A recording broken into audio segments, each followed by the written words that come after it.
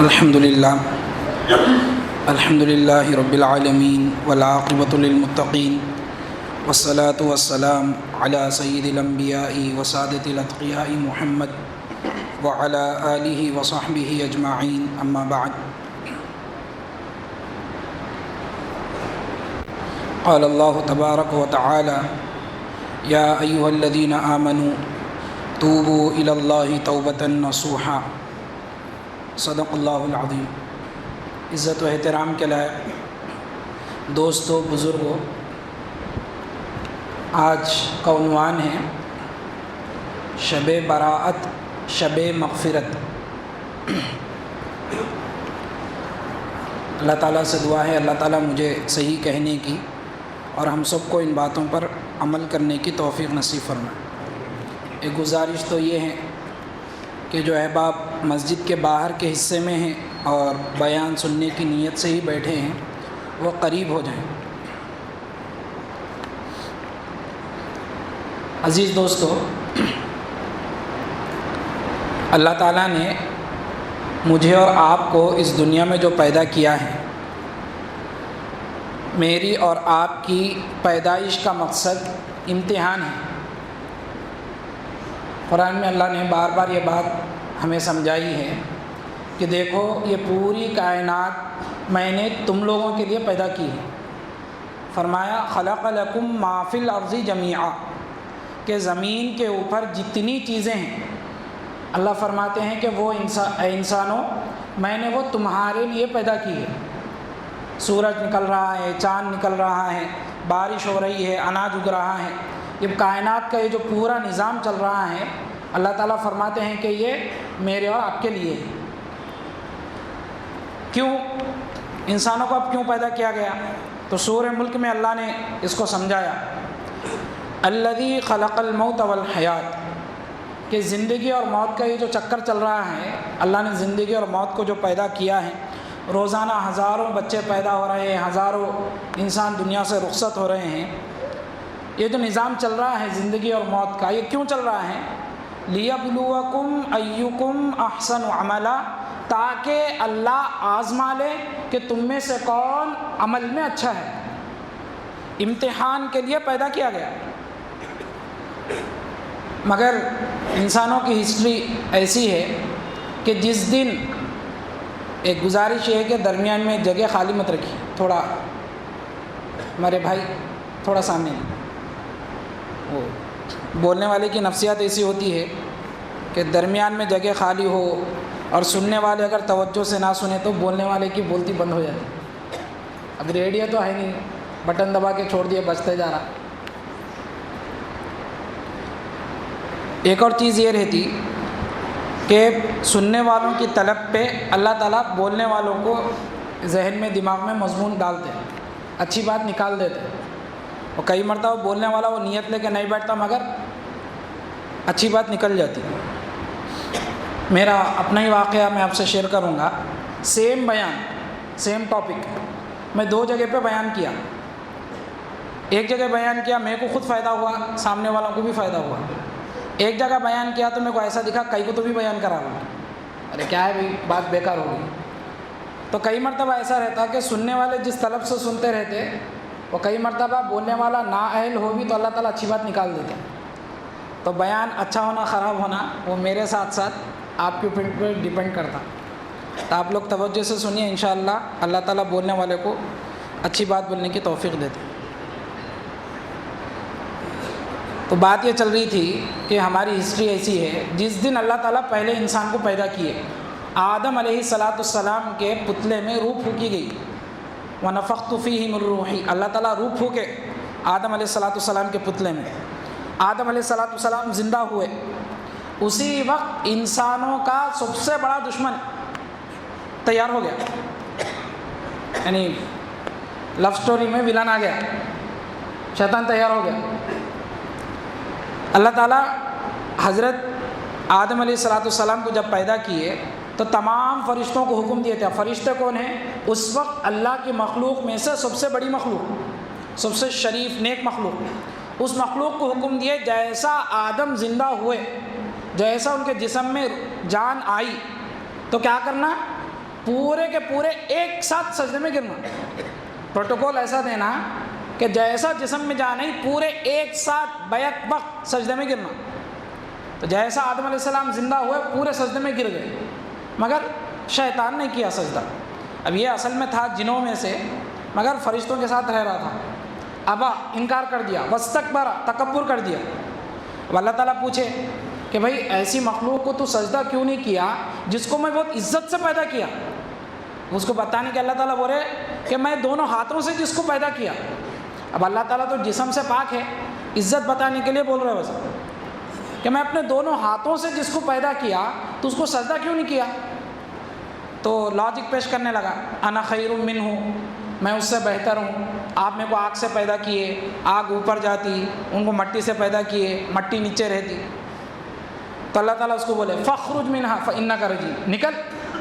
اب حیدرآبادی زبان میں ترجمہ کروں میں فخرج کا لہجہ ویسی ہی ہے، فخرج منہا، نکل یہاں سے، انک رجیم، تو مردود ہے۔ اور کیا فرمایا کہ اب قیامت تک تیرے اوپر لعنت ہوں گی۔ میرے سامنے تکبر دکھا تھا، میں ہی بولا تھا سجدے میں گر جانا تھا۔ اب وہاں پہ اب شیطان کیا کیا؟ اب اللہ تعالیٰ ناراض ہو رہے تو معافی مانگنا چاہیے، مگر اور ڈھٹائی دکھایا۔ کیا بولا اللہ کے سامنے کھڑے کے؟ فَبِعِزَّتِكَ، اے اللہ آپ کی عزت کی قسم۔ اس کے الفاظ دیکھیے کیسے ہے، فَبِعِزَّتِكَ، اے اللہ آپ کی عزت کی قسم، لَأُغْوِيَنَّهُمْ أَجْمَعِينَ، اب میں یہ پورے انسانوں کو بھٹکاؤں گا۔ اور آپ اتنی عزت دے رہے نا، پورے فرشتوں کو ان کو سجدہ کرو بولے نا، آپ دیکھیں گے کہ ان میں سے اکثر آپ کے ناشکرے ہوں گے، آپ کی کھائیں گے میری گائیں گے، ایسا بنا کے چھوڑ دو۔ تو پہلے ہی دن کیا ہوا، ایک اپوزیشن پارٹی تیار ہو گئی۔ اب وہ اس وقت سے قسم کھا کے اللہ تعالیٰ اس کو مہلت بھی دیے، الی وقت معلوم، کب تک دے وہ اللہ کو معلوم، ایک لمبی مہلت ملی ہوئی ہے، وہ بھٹکانے کے واسطے لگا ہوا ہے۔ تو اللہ تعالیٰ ہم کو پیدا کیا امتحان کے لیے، مگر اس میں ایک سب سے بڑی رکاوٹ کون ہے؟ یہ شیطان، جو قسم کھا کے میں انسانوں کو اپنے ساتھ دوزخ میں لے کے جاتا ہوں، میری زندگی کا مقصد ہی یہ ہے۔ اب دوسری طرف انسان کیا ہے؟ انسان کے بارے میں اللہ تعالیٰ خود فرماتے ہیں خلق الانسان ضعیفا، انسان کو کمزور پیدا کیا گیا ہے، پھسا ہے۔ کیا ہے؟ انسان کے اندر بھول ہے، بھولنے کی بیماری ہے۔ بلکہ یہ جو انسان لفظ بنا، عربی کے ماہرین اس پہ بحث کیے کہ لفظ نکلا کہاں سے، اس کا روٹ ورڈ کون سا ہے؟ تو بولے کہ یہ انسان جو نکلا یہ نسیان سے نکلا۔ نسیان کا مطلب بھول جانا، بھولنے والی مخلوق، ایک معنی یہ ہے انسان کا۔ تو انسان کے نیچر میں بھول ہے۔ پھر دوسری چیز کیا ہے؟ انسان کے اندر نفس ہے۔ نفس کا مطلب جذبہ، خواہشات کا جذبہ، جو چیز انسان کے جسم کو زندہ رکھنے کا کام کرتی۔ یہ چیز کھاتا ہوں، میٹھا کھاتا ہوں، سیب کھاتا ہوں، سنترا کھاتا ہوں، شادی کرتا ہوں۔ وہ جذبہ رہنے سے انسان شادی کر رہا، بچے ہو رہے۔ اگر وہ ابھارنے والا جذبہ نہیں رہا، انسانیت ختم ہو جاتی۔ تو انسانیت چلے، انسان کے جسم کے ریکوائرمنٹ پورے ہوتے رہیں، اللہ تعالیٰ ایک طاقت رکھے انسان کے اندر جو خواہشات کرتی، اچھا کھاتا ہوں، اچھا پہنتا ہوں، اس جذبے کا نام، اس خواہش کرنے والی طاقت کا نام کیا ہے؟ نفس ہے۔ اب یہ جو نفس ہے ضرورت کی اتنی خواہش نہیں کرتا۔ اللہ تعالیٰ 10 حلال چیزیں رکھیں مگر انہیں حرام کی بھی خواہش کرتا۔ اور یوسف علیہ السلام کے الفاظ قرآن نے کوٹ کیے ہیں۔ یوسف علیہ السلام نفس کے بارے میں کیا بولے؟ کیا فرمایا؟ وما ابرئ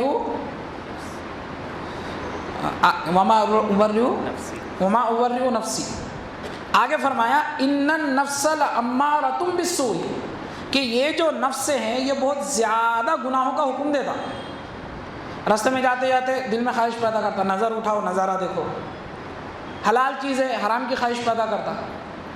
اب حلال کی لسٹ نکالے، 500 حلال چیزیں رہتے مگر وہ 501 کی خواہش کرتا جو حرام ہے۔ تو انسان کا نفس ہے جو گناہوں پہ ابھارتے رہتا۔ تو یہ 2 سب سے بڑے ڈینجر دشمناں لگے ہوئے ساتھ میں۔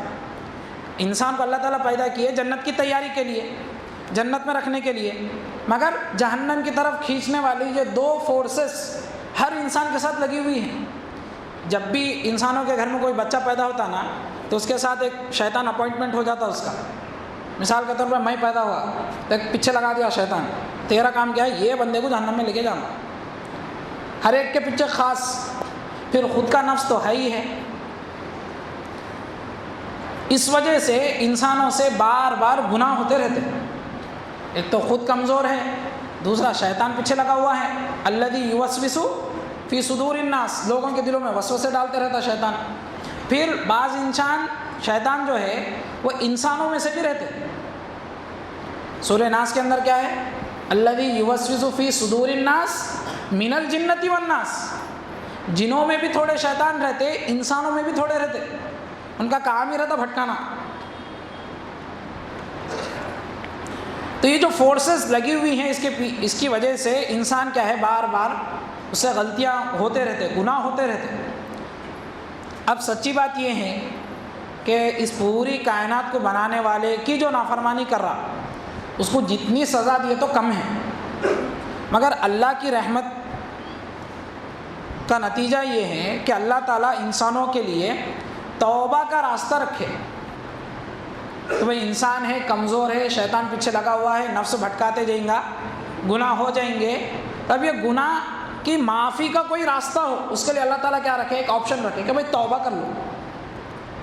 اللہ کی رحمت کیا ہے, بہانے ڈھونڈتے رہتے. بہانے سے اللہ معاف کرتے رہتے.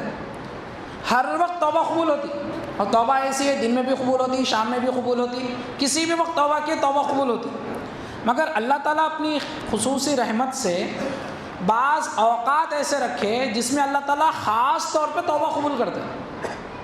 توبہ کیا ہے, ہر وقت قبول ہوتی, مگر اللہ تعالیٰ کیا کیے, بعض خاص ایسے اوقات رکھے جس میں اللہ تعالیٰ خاص طور سے توبہ قبول کرتے. خصوصی اللہ کی رحمت متوجہ ہوتی اس وقت, تاکہ بندے متوجہ ہوں, اس بہانے تو بھی توبہ کر لیں. تو خاص اوقات رکھ دیے. جیسے رمضان کا مہینہ ہے, رمضان کا خاص عنوان کیا ہے, رمضان میں اللہ گناہ معاف کرتے رہتے. رمضان کے بارے میں کیا ہے, من صام رمضان ایمانا واحتسابا فقد غفر له. جو ایمان کے ساتھ ثواب کی امید پہ روزے رکھتا, اللہ گناہ معاف کرتے. اور تراویح کے بارے میں کیا ہے, جو رات میں تراویح پڑھتا اللہ اس کے گناہ معاف کرتے. جو لیلۃ القدر کے اندر عبادت کرتا اللہ اس کے گناہ معاف کرتے. افطار کے وقت گناہ معاف, سحری کے وقت گناہ معاف, اور عید کی رات میں اللہ گناہ معاف کرتے. تو خاص عنوان ہے رمضان کا مغفرت, دعا, گناہ معاف کرتے. ایسے ہی گناہوں کی معافی کے خاص موقعوں میں سے خاص موقع کیا ہے, وہ شب برات ہے. اس رات کا بھی خاص عنوان کیا ہے, اس رات میں اللہ تعالیٰ گناہوں کی معافی کرتے, توبہ کو خاص طور سے قبول کرتے. اس لیے میں شروع میں بولا کہ آج کا ٹاپک کیا ہے, شب براءت, شب مغفرت. شب برات کی خاص ٹاپک ہے مغفرت. مغفرت کی رات ہے یہ, گناہوں کو معاف کرتے اللہ تعالیٰ اس میں. یہ پورا مہینہ ہی شعبان کا, یہ جو پورا مہینہ ہے, یہ پورا مہینہ فضیلت کا ہے. اللہ کے نبی علیہ الصلوۃ والسلام رجب کا جب چاند دیکھتے تھے اس وقت دعا کرتے تھے, اللہم بارک لنا فی رجب و شعبان و بلغنا رمضان. اے اللہ رجب اور شعبان میں اتنی برکت دے دیجئے کہ رمضان کا مہینہ اس بار زندگی میں پھر آ جانا. یہ دعا کرتے تھے. یعنی رجب کا چاند دیکھ کے رمضان کی یاد آ رہی کہ اللہ رمضان تک پہنچائیے. تو یہ پورا مہینہ شعبان کا, یہ پورا مہینہ ہی کیا ہے, فضیلت کا ہے. حضرت عائشہ رضی اللہ عنہ فرماتی ہیں, بخاری کی حدیث ہے, کہ اللہ کے نبی علیہ الصلوۃ والسلام رمضان کے علاوہ کسی مہینے میں پورا مہینہ روزہ نہیں رہتے تھے. یعنی 30 کے 30 دن روزہ صرف رمضان میں رہتے تھے. اور رمضان کے بعد سب سے زیادہ جو روزے رہتے تھے شعبان کے مہینے میں رہتے تھے. سب سے زیادہ روزے رہتے تھے شعبان میں. بخاری کی حدیث ہے. اب خاص لیلۃ البراء, لیلۃ البراءت, ہمارے پاس شب برات بولتے ہیں, عربی میں اس کا نام کیا ہے, لیلۃ البراء. براء کا مطلب کیا ہے, ہم چھوٹے وقت جب نہیں معلوم تھا تو یہ برات سمجھتے تھے. آج بھی کئی لوگ سمجھتے, وہ دولہے کی برات رہتی نا, ویسا اس کا نام ہے سمجھتے, شب برات, برات کی رات. برات کا مطلب کیا, براءت ہے وہ, بے رے الف حمزہ تے, براءت. براءت کا مطلب عربی میں آزادی کے ہیں, آزاد کرنے کو بولتے ہیں, بری کرنا, آزاد کرنا. اس رات میں اللہ تعالیٰ دوزخیوں کو دوزخ سے آزاد کرتے، یعنی گنہگاروں کی مغفرت کرتے، اس لیے اس کا نام پڑا لیلۃ البراء، آزادی کی رات۔ تو کیا ہے حدیث کے اندر کہ یطلع اللہ الی خلقہ لیل النصف من شعبان، کہ اللہ تعالیٰ مخلوق کی طرف شعبان کی 15ویں رات کو متوجہ ہوتے، نزول طلوع ہوتے۔ اس کا مطلب کیا ہے؟ آسان، اس کا مطلب متوجہ ہوتے، خصوصی توجہ ہوتی اللہ کی مخلوق کی طرف، اور اللہ تعالیٰ کیا کرتے اس رات میں تمام لوگوں کی مغفرت کرتے، مگر مشرکوں کی مغفرت نہیں ہوتی اور کینہ پرور کی مغفرت نہیں ہوتی۔ سب کی مغفرت ہوتی مگر مشرک کی، مشاہن کی مغفرت نہیں ہوتی۔ تو اصل ہم کو جو توجہ دینی ہے وہ کس پہ ہے کہ اس رات میں حدیث میں کیا فرمایا جا رہا کہ اللہ تعالیٰ مغفرت فرماتے، اور یہ جو حدیث ہے یہ مشہور سلفی عالم گزرے ہیں ناصر الدین البانی، انہوں نے اس کو صحیح کہا ہے۔ عام طور پہ اب شب برات آتے ایک ڈبیٹ چھڑ جاتی کہ بھئی اس کی فضیلت ہے نہیں ہے بول کے، بعض لوگ اس کی فضیلت کا قائل نہیں ہے، شب برات کی کوئی فضیلت نہیں ہے بولتے۔ اچھا، بعض لوگ شب معراج کی بھی فضیلت کے قائل ہیں، حالانکہ اس کی کوئی فضیلت نہیں ہے۔ شب معراج اور رجب کی 27ویں رات اس کی کوئی فضیلت نہیں ہے قرآن و حدیث میں، بلکہ معراج اللہ کے نبی کو ہوئی یہ بات پکی ہے، مگر کس رات ہوئی ڈیٹ محفوظ نہیں ہے۔ رجب میں ہوئی یہ بھی کنفرم نہیں ہے، شوال کی بھی قول ملتا اس میں، شوال میں ہوئی بول کے بھی ہے، اور اگر رجب میں ہوئی تو 27 کو ہوئی یہ بھی کنفرم نہیں ہے۔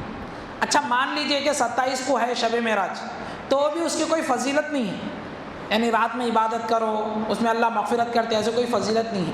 اللہ کے نبی اور صحابہ اس کا کوئی اہتمام نہیں کیے شب معراج کا۔ البتہ شب براءت کی فضیلت ثابت ہے، بہت بڑے عالم ہیں شیخ الاسلام مفتی تقی عثمانی صاحب دامت برکاتہم، انہوں نے لکھا ہے اپنے بیانات میں، ان کے خطبات میں ہیں کہ 10 صحابہ کرام سے شب براءت کی فضیلت مروی ہے، یعنی اللہ کے نبی سے جو نریٹ کر رہے اس کی حدیث کو شب براءت کی وہ 10 صحابہ ہیں، اگرچہ کہ اس کی چین آف نریٹرز جو ہیں، اس کی جو سند ہے اس کے اندر کمزوری ہے، لیکن وہ 10 ملنے کی وجہ سے اس میں قوت آ گئی، بلکہ اوپر کی جو حدیث ہے وہ تو خود سلفی علماء اس کو صحیح قرار دی۔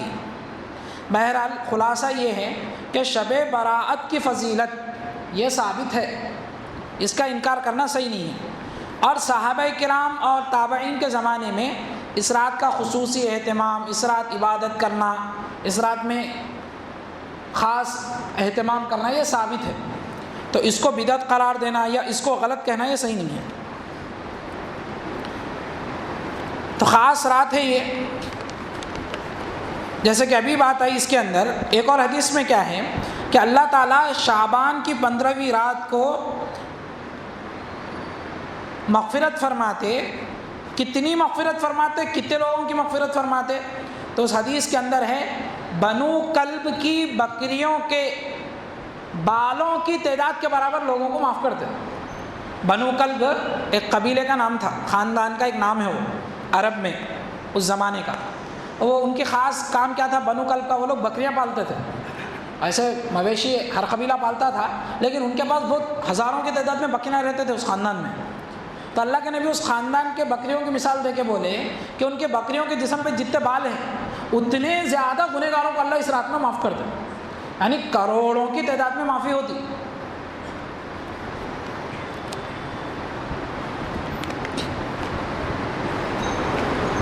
اچھا، یہ جو رات ہے ہمارے پاس کیا مشہور ہے؟ جاگنے کی رات بول کے مشہور ہے، تو یہ جاگنے کی رات نہیں ہے، صحیح ٹرم کیا بول سکتے ہیں؟ عبادت کی رات ہے، معافی مانگنے کی رات ہے، دعاؤں کی رات ہے، جاگنے کی رات نہیں ہے۔ اب خواہ بعض مرتبہ دیکھے، بعض جگہ میں جس وقت چھوٹا تھا تو ہمارے علاقے میں دیکھا بعض لوگ جاگتے تھے، بس نہ نفل پڑھ رہے، نہ قرآن پڑھ رہے، نہ ذکر، نہ کیا، نہ کچھ، کیا کر رہے صاحب؟ بولے تو جگروں بولتے تھے، جگ کے کیا کر رہے؟ جگ لوں، بس جگنے کو عبادت سمجھتے تھے، یعنی نہیں سونا جگ لیتے بیٹھنا. تو جاگنا کوئی ثواب کی چیز نہیں ہے، عبادت کی رات ہے، جگنے کی رات نہیں ہے. جتنی ہوئی عبادت کرنا، نہیں ہو سک رہی جا کے سو جانا، خالی جگ لیتے بیٹھے کیا مطلب؟ تو بعض لوگ اس کو جاگنے کی رات سمجھتے ہیں. تو جاگنے کی رات نہیں ہے، عبادت کی رات ہے. خاص طور سے اس رات میں شعب الایمان کی روایت ہے کہ اللہ تعالیٰ 5 راتیں ایسی ہیں جس میں دعائیں رد نہیں ہوتی، یعنی خاص طور سے دعا قبول ہوتی. اس میں سے ایک ہے جمعے کی رات، یعنی جمعہ آنے سے پہلے جو رات رہتی، ہماری زبان میں بولے تو جمعے رات کی رات. دوسری رجب کی پہلی رات، اس رات بھی دعائیں قبول ہوتی. اور شعبان کی 15ویں رات یعنی آج کی رات، اور عید سے پہلے کی 2 راتیں، ان راتوں میں خاص طور سے دعا قبول ہوتی. اب لیلۃ الجائزہ بھی کہا گیا عید سے پہلے کی رات کو. تو بہرحال اس حدیث سے کیا معلوم ہوتا ہے کہ یہ رات خاص طور سے دعاؤں کی رات ہے، دعائیں قبول ہوتی اس رات میں. اور جیسا کہ بات سامنے آئی، چونکہ خاص اللہ تعالیٰ معافی کے موڈ میں ہیں، بنو کلب کی بکریوں کے بالوں کی تعداد میں معاف کرنے تیار ہیں، تو یہ توبہ کی رات ہے، مغفرت مانگنے کی رات ہے. عبادت جو کرنا ہے، صحیح بات تو یہ ہے کہ گھر پہ کرنی چاہیے. نفل عبادت، نفل کام اگر کوئی ہے نہیں، نفل نماز پڑھ رہے، جو بھی پڑھ رہے، وہ گھر پہ پڑھنا افضل ہے. بلکہ سنتیں بھی گھر پہ پڑھنا افضل ہے اصل مسئلے کے اعتبار سے. جو سنتیں موقعہ جو ہیں، ظہر سے پہلے کی 4، ظہر سے بعد کی 2، یہ بھی اصل مسئلے کے اعتبار سے گھر میں پڑھنا افضل ہے. مگر جب علماء دیکھے کہ بھائی پورے کوئی فرض کا خطرہ ہے، لوگوں کو بولیں گے گھر پہ پڑھو، تو سنت موقعہ کا بہت زیادہ اہتمام کی ضرورت ہے، تاریخ چھوڑنے پہ گنہگار ہوتے، تو اجازت دے دیا کہ بھائی مسجد میں پڑھ لو. اب آپ گھر کو جا کے پڑھیں گے، گھر کو جانے دوسرے کاموں میں لگ جائیں گے، سنت چلے جاتی، تو وہاں پہ اجازت دے دی کہ بھائی مسجد میں پڑھ لو. لیکن نفل عبادت، نفل نماز گھر پہ پڑھنا افضل ہے، مسجد میں پڑھنا افضل نہیں ہے. اور اجتماعی عبادت نہیں ہے، انفرادی ہے. اجتماعی مطلب 2 رکعت نماز پڑھ رہے، 10 لوگ ایک ساتھ جماعت بنا کے پڑھ رہے. تو علماء نوافل کی جماعت کو، امام ابو حنیفہ رحمۃ اللہ علیہ مکروہ قرار دیے کہ نوافل کی جماعت کرے تو گناہ ہوتا. اس لیے اس کو علماء سمجھاتے کہ نفل کیا ہے، یہ اللہ سے خصوصی ملاقات ہے، خاص پرسنل ملاقات ہے. اب کسی کو بادشاہ وقت دیا کہ بھائی آپ میرے سے آ کے پرسنل ملیے، وہ بندہ کیا کر رہا، اس ٹائم پہ پوری جترا لے کے جا رہا، پورے لوگوں کو جمع کر کے بھیڑ لے کے جا رہا. اب وہ بادشاہ کی توہین ہے نہیں ہے بھائی، یہ بادشاہ آپ کو پرسنلی وقت دیا کہ آپ آ کے میرے سے پرسنلی ملو بول کے، آپ پورے گاؤں کو لے کے جا رہے ہیں. اس وجہ سے علماء لکھے کہ نفل عبادت جماعت سے نہیں کرنی چاہیے. تو نوافل کی جماعت کیا ہے، یہ مکروہ ہے امام ابو حنیفہ رحمۃ اللہ علیہ کے نزدیک. بعض ہمارے نوجوان ساتھی کیا کرتے ان راتوں میں، ہوٹلنگ کرتے رہتے، اور جگنا بول کے دماغ میں رہتا تو جگنا ہے کدھر سے بھی، تو پورا چکر لگتے رہتا. پورے حیدرآباد برابر اپنی جگہ پہ ہے، کوئی گلی غائب تو نہیں ہو گئی بول کے پورا چکر مارتے رہتے. اور شب بارات آ رہی بولے تو اس سے پہلے پولیس والے الرٹ ہو جاتے، اماں آ رہی بھائی شب بارات، پبلک پراپرٹی کا نقصان ہو سکتا، گلی کے لائٹاں پھٹ سکتے. اور کیا ہوتا، گزشتہ شب بارات یا شب معراج کے موقع پہ کتنا افسوسناک واقعہ ہوا. بچے نکل گئے، 14-15 سال کے بچے ایکٹیوا لے کے، 3 بچے ایکسیڈنٹ میں انتقال ہو. ماں باپ کو فکر نہیں ہے، بچے کا ہے نہیں معلوم. تو بعض ہوٹلنگ کرتے، پورے ہوٹلاں صحیح کام کر رہے نہیں کر رہے، انسپیکشن کو جاتے، مزہ برابر ہے نہیں ہو رہی، ہر ہوٹل پہ جاتے، یہاں تھوڑا یہاں تھوڑا یہاں تھوڑا یہاں تھوڑا، فجر تک جگتے. تو ہوٹلنگ کرنا کیا ہے، اللہ تعالیٰ معاف کرنا چاہ رہے ہیں، اس رات میں ہم کتنی قدر کر رہے ہیں. اللہ کے غضب کو بھڑکانے والی بات ہے کہ میں چانس دے رہا ہوں دوزخ سے بچنے کا، تم لوگ بیٹے خالی گھوم رہے. اور کیا کرتے ہمارے بعض ساتھی، شور شرابہ، نہیں معلوم ہونا شب بارات آئی بول کے ہم جگ رہے، پوری دنیا کو جگاتے ہیں، شور شرابہ. اور بعض کیا کرتے، یہاں پہ ہوتا نہیں معلوم، گھروں کے بیل بار کے مانگ جاتے، کیا ہے؟ گھروں کے بیلا مار رہے، پھترے لے کے، وہ شٹر ہے تو شٹر کو پھترے مار رہے. ارے اب سوتے کیسا جی بول کے جگا رہے. تو اب کیا ہے، تکلیف دینا، کسی بھی انسان کو تکلیف دینا حرام ہے. مکروہ کرو نہیں، سیدھا سیدھا حرام ہے، مگر ہم کر رہے ہیں. اور پبلک پراپرٹی کو نقصان پہنچانا بہت زیادہ ڈینجر چیز ہے، اس لیے کہ وہ ایک کی نہیں ہے، پوری پبلک کی پراپرٹی ہے. کس سے معافی مانگتے ہیں؟ محلے کی اگر لائٹ ہے تو پورے محلے کا حق ہے اس پہ، اب جا کے لائٹ پھوڑ دیے، اب قیامت میں بدلہ کس کو دیتے؟ پورے محلے کا حق تھا اس پہ. تو یہ بات ہمیں اپنے نوجوانوں کو سمجھانی چاہیے کہ بھائی پبلک پراپرٹی کو کبھی بھی نقصان نہیں پہنچانا، اور کسی کی پرسنل پراپرٹی کو نقصان پہنچا رہے تو غلط بات ہے، اور تکلیف دینا حرام ہے. اب بعض جگہ کیا ہوتا، لاؤڈ سپیکر پہ بیانات چلتے رہتے، نعتیں چلتے رہتی، رات تمام چلتے رہتی، سوتے کیسا آخر؟ اور پورے محلے کو جگاتے رہتے. شب معراج کا موقع تھا، ہم لوگ ہمارے مدرسے میں سوئے ہوئے تھے، رات کے 2 بجے اچانک ایک چیخ پہ نیند بیدار ہو کے میں ڈر کے اڑ گیا، کیا تو بھی ہوا وہ. ہمارا مدرسہ ایسا تھا کہ سامنے بڑا گراؤنڈ تھا، تو گراؤنڈ کے ایک طرف ایک خاتون تھی نو مسلم، ان کو کہیں پہ رہنے کا ٹھکانہ نہیں تھا، وہ ایک کونے میں آ کے وہ آرام کر لیتے تھے رات میں. اور وہ چیخ کی وجہ سے ہیبت سے اڑ گیا کہ کوئی چھیڑ رہے تو نہیں رات کے وقت میں ان کو. اب اٹھ کے پورے رات میں وہ پورے گراؤنڈ چکر مارا، کوئی ہے کہ نہیں ہے. آیا پھر واپس مدرسے میں، ہمارے ناظم صاحب بھی نہیں تھے، گھر پہ تھے، کس کو بولنا. تھوڑی دیر ٹھہرا کہ بھائی آواز آئی تو آئی کہاں سے. بہت غور کرنے پہ سمجھ میں آیا کہ ہمارے مدرسے تھوڑی دور پہ ندی ہے، وہاں پہ ایک مسجد ہے، تو وہاں پہ رات کے 2 بجے بیان چل رہا، اور وہ بیان میں انہوں چیخ کے بیان کر رہے ہیں. ان کی چیخ کو ہڑبڑا کے ایک بندہ نیچے اڑ گیا. تو بعض جگہ ایسا بھی ہوتا. تو لاؤڈ سپیکر پر، اب یہاں پہ نہیں چل رہا، آپ لوگ پریشان مت ہوئیے، باہر نہیں جا رہی آواز. تو لاؤڈ سپیکر پہ ایسا بیان کہ لوگوں کی نیند خراب ہو، یہ کیا ہے؟ حرام ہے سیدھا، بلکہ ڈبل گناہ ہوتا. آپ قرآن پڑھ کے، نعت پڑھ کے لوگوں کو تکلیف دے رہے. جو نبی زندگی میں کسی جانور کو تکلیف نہیں دیے، ان کا نام لے کے آپ لوگوں کو تکلیف دے رہے. تو اگر کہیں پہ ایسا ہو تو محبت سے روکنا بھی چاہیے. جتنی آسانی سے عبادت ہو اتنی کر لینا چاہیے، دوسروں کو تکلیف دینے سے خاص طور سے بچنا چاہیے. اب بعض لوگ یہ بولتے کہ بھائی گھر میں گئے تو عبادت نہیں ہوتی، نیند آ جاتی، یہاں پہ ذرا مسجد میں کرے تو ایک کا دیکھ کے عبادت ہو جاتی. تو حضرت مفتی تقی صاحب دامت برکاتہم یہ فرماتے ہیں کہ اگر آپ تھوڑی دیر بھی تنہائی میں عبادت کا موقع مل گیا تو یہ پبلک میں بیٹھ کے رات تمام عبادت کرنے سے اچھا ہے. بلکہ تنہائی میں آدھا گھنٹہ بھی کر لیا کافی، اس لیے کہ لوگوں میں عبادت کرنے میں ریا کا خطرہ رہتا. عبادت پڑھتے پڑھتے شیطان دل میں خیال ڈالتا، لمبی نماز شروع ہو جاتی. عام طور پہ تو کیا بولتے اس کو، سپر ایکسپریس رہتی، مگر لوگ دیکھ رہے تو آرڈنری ہو جاتی، سوار کے پڑھنا شروع ہو جاتا. اور نیت باندھتے وقت ارادہ نہیں رہتا ریا کا، مگر نفس بعد میں اپنا حصہ اس میں شامل کر سکتا. ضروری نہیں ہے کہ جو بھی مسجد میں پڑھ رہے ریا کر رہے، بلکہ میں اپنے لیے، آپ کے لیے بولوں کہ خطرہ ہے اس میں ریاکاری کا، اور اکیلے میں پڑھنے میں خطرہ نہیں ہے. اور نفل عبادت جیسا کہ بات آ گئی، گھر پہ ہی کرنا زیادہ افضل ہے. بلکہ حدیث میں اس طریقے سے کہا گیا کہ اپنے گھروں کو قبرستان مت بنو.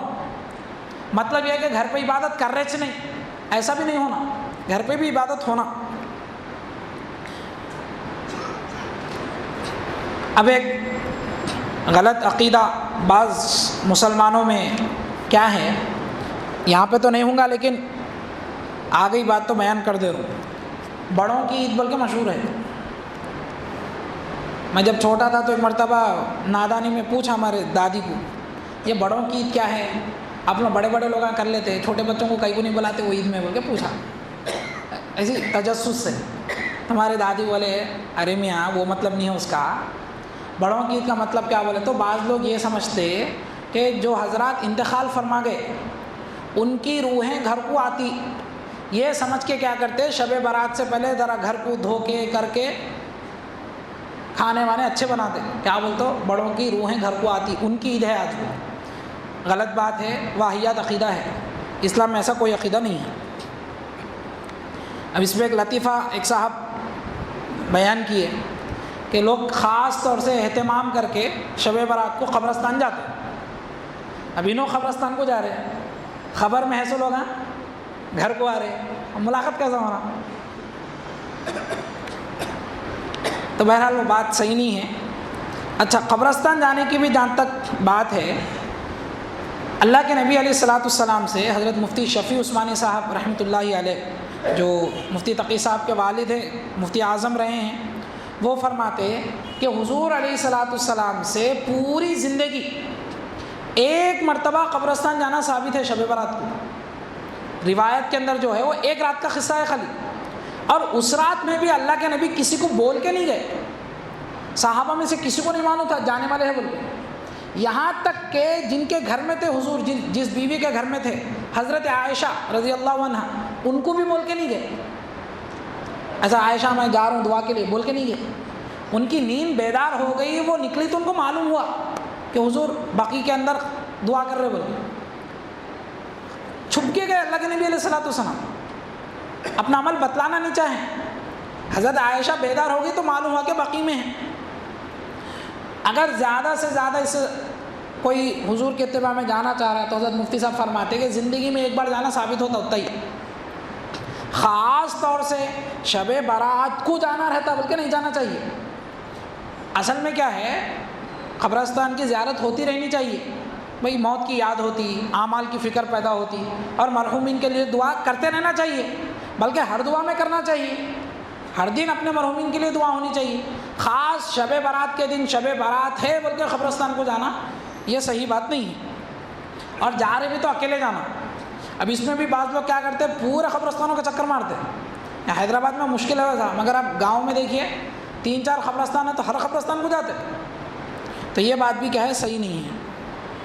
اور ٹولی بنا کے جاتے، یہ بھی صحیح نہیں ہے۔ کب تک کر سکتے ہیں؟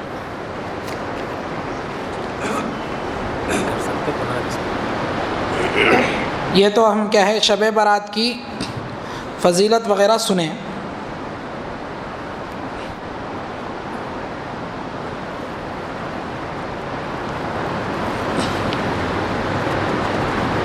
جیسا کہ بات ہمارے سامنے آئی کہ یہ رات کیا ہے، مغفرت کی رات ہے، خاص اللہ تعالیٰ اس رات میں مغفرت فرماتے۔ تو مغفرت کی اہمیت کیا ہے، مختصر اس کو بھی ہم لوگ مذاکرہ کر لیں۔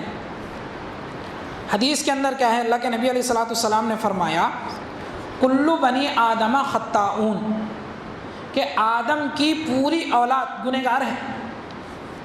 آدم علیہ الصلوۃ والسلام کی پوری اولاد کیا ہے، گنہگار ہے۔ وخیر الخطائین التوابون، اور ان گنہگاروں میں سب سے اچھے کون ہیں، جو توبہ کرنے والے ہیں۔ ہم میں سے ہر ایک شخص اللہ کی رحمت اور اس کی مغفرت کا محتاج ہے۔ حضرت عائشہ رضی اللہ عنہ سے مروی ہے، اللہ کے نبی علیہ الصلوۃ والسلام، لمبی حدیث ہے، اس کا ٹکڑا یہ ہے، اللہ کے نبی نے فرمایا کہ دیکھو کوئی بھی انسان اپنے عمل کی وجہ سے جنت میں نہیں جائے گا۔ اللہ کے نبی نے فرمایا کوئی بھی انسان اپنے عمل کی بیس پہ جنت میں نہیں جائے گا۔ تو صحابہ کو تجسس ہوا، صحابہ نے پوچھا والا انت یا رسول اللہ، اے اللہ کے نبی کہ آپ بھی، کوئی بھی نہیں جا رہا بول رہے، آپ بھی، کہ آپ بھی اپنے عمل سے جنت میں نہیں جائیں گے؟ تو اللہ کے نبی علیہ الصلوۃ والسلام نے فرمایا ولا انا، ہاں میں بھی اپنے عمل کے بیس پہ جنت میں نہیں جاؤں گا، مگر یہ کہ اللہ کی مغفرت اور اس کی رحمت مجھے ڈھانپ لے۔ اب دیکھیے اللہ کے نبی علیہ الصلوۃ والسلام اگر یہ کہہ دے تو میرے اور آپ کی کیا حیثیت ہے؟ حقیقت یہ ہے کہ اللہ تعالیٰ کی بڑائی اتنی زیادہ ہے اور اللہ کی اتنی نعمتیں ہمارے اوپر ہے کہ اگر اس کا حساب لینے پہ آ گئے تو ہر ایک کے واسطے دوزخ پکی ہے۔ تو ہر ایک بندہ کیا ہے، اللہ کی مغفرت کا محتاج ہے۔ اور مغفرت کے بارے میں آپ دیکھیے، انبیاء علیہ الصلوۃ والسلام، اللہ کے جو چہیتے بندے ہیں، نبی ہیں، وہ اللہ سے مغفرت مانگا کرتے تھے۔ آدم علیہ الصلوۃ والسلام سے بھول ہوئی تو آدم علیہ الصلوۃ والسلام کی دعا قرآن میں نقل ہے، ربنا ظلمنا انفسنا، اے اللہ ہم لوگوں نے اپنے اوپر ظلم کر لیا ہے، اے اللہ اگر آپ نے ہم کو معاف نہیں کیا اور ہم پر رحم نہیں کیا تو اللہ ہم برباد ہو جائیں گے۔ حضرت نوح علیہ السلام کی دعا قرآن میں ہے، آپ نے دعا کی کہ اللہ میں آپ کی پناہ چاہتا ہوں اس بات سے کہ میں آپ سے ایسا سوال کروں جو میرے علم میں نہیں ہے، وَإِلَّا تَغْفِرْ لِي وَتَرْحَمْنِي أَكُن مِّنَ الْخَاسِرِينَ، اگر آپ نے میری مغفرت نہیں کی اور مجھ پر رحم نہیں کیا میں تو برباد ہونے والے میں سے ہو جاؤں گا۔ حضرت ابراہیم علیہ السلام کی دعا قرآن میں ہے، ربنا اغفر لی ولوالدی۔ ابراہیم علیہ السلام کون ہے صاحب؟ خلیل اللہ ہیں۔ قرآن میں اللہ نے فرمایا کہ ابراہیم میرے چہیتے دوست ہیں، مگر کیا دعا کر رہے ہیں؟ ربنا اغفر لی، اے اللہ میری مغفرت فرمائیے، میرے والدین کی مغفرت فرمائیے۔ موسیٰ علیہ السلام دعا کر رہے ہیں، ربنا اغفر لی حضرت سلیمان علیہ السلام کی دعا ہے کہ اللہ میری مغفرت فرمائیے، رب اغفر لی وہب لی ملکا۔ اللہ کے نبی میرے اور آپ کے حبیب حضرت محمد صلی اللہ علیہ وسلم کو حکم دیا گیا فاصبر ان وعد اللہ حق واستغفر لذنبک، کہ اپنی کوتاہیوں پہ مغفرت مانگتے رہیے۔ اللہ کے نبی کو حکم ہو رہا۔ اللہ کے نبی علیہ السلام کا معمول کیا تھا؟ دن میں 100 بار اللہ سے معافی مانگتے تھے۔